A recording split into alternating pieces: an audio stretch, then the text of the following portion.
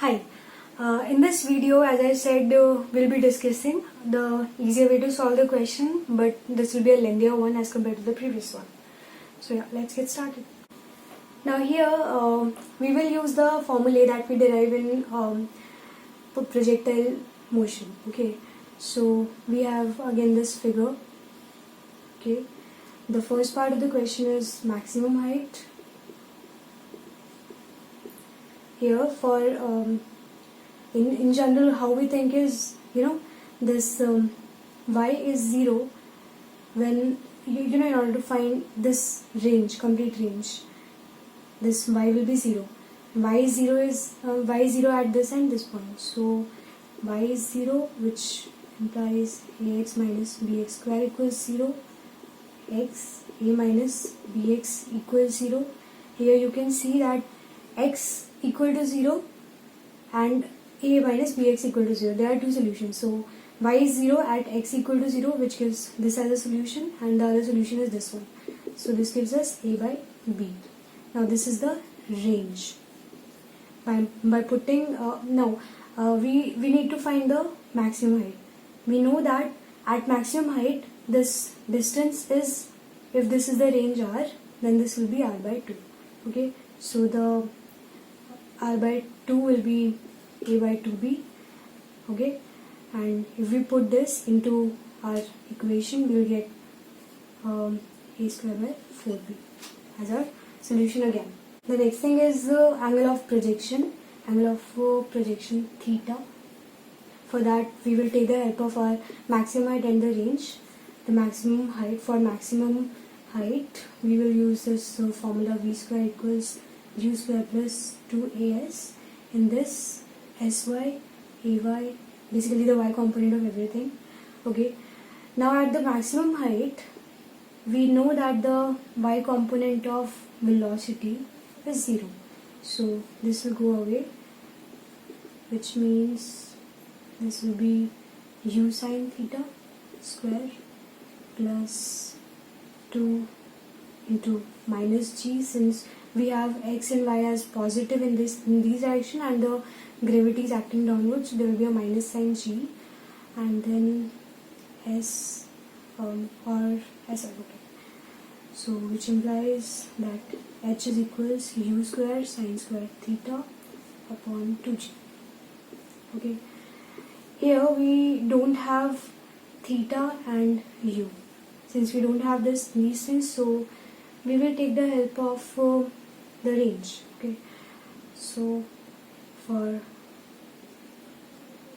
range, the sx equals ut plus half at square. Again, everything is in x direction. So the acceleration in x direction is 0 here in projectiles. So we will have sx equals u cos theta into t.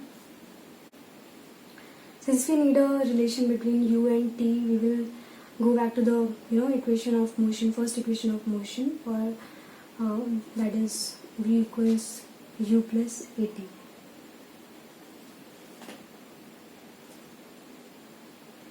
Now at what point? We only know vy equals 0 at this point, so we'll take the help of that only. Okay, so at r by 2, okay, we can say vy equals uy plus at, and since vy is 0, okay, so 0 equals u sine theta minus g into t.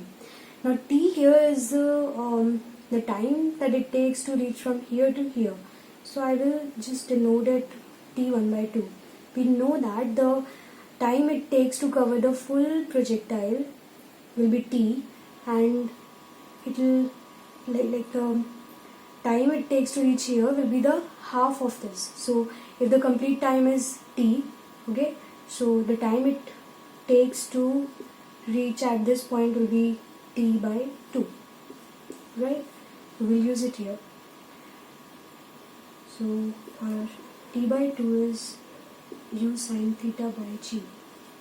Since we have r equals u cos theta, so the r becomes u cos theta into u sine theta upon g. Now the time here will be the full projectile time, so I will multiply this thing with 2, right? Since this t is nothing but capital T.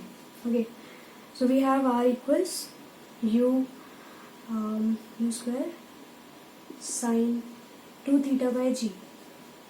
Alright, now here we have two useful solutions and with equal amount of unknowns.